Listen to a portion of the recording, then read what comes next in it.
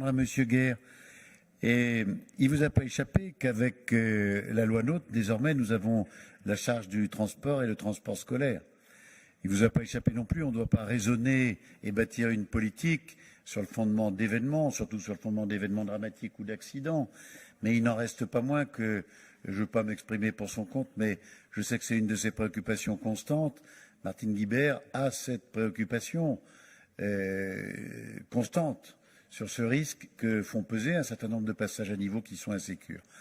Donc évidemment qu'on se substitue à l'État, évidemment, et que nous intervenons là où nous aurions préféré que la SNCF et les infrastructures, volet infrastructures, prennent en charge ces investissements-là. Mais nous sommes sur un sujet tellement lourd et qu'il faut évidemment que nous soyons présents.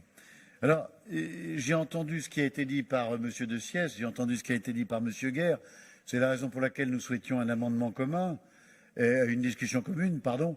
Finalement, dans les préoccupations, c'est le désengagement de l'État et c'est une décision du Conseil régional qui pourrait obliger l'État à apporter des financements à parité. Et c'est la raison pour laquelle, si vous en êtes d'accord, je vous proposerai un sous-amendement de l'exécutif qui permettrait de rajouter après le premier item. Je ne sais pas si vous avez le texte sous les yeux. Le premier item est rédigé de la manière suivante. En conséquence, je vous propose de décider une mesure exceptionnelle en matière de sécurisation des passages à niveau en Auvergne-Rhône-Alpes dans le cadre d'un pacte à hauteur de 50 millions d'euros et nous rajouterions à parité avec l'État et la SNCF Réseau et aux côtés des maîtres d'ouvrage de la voirie.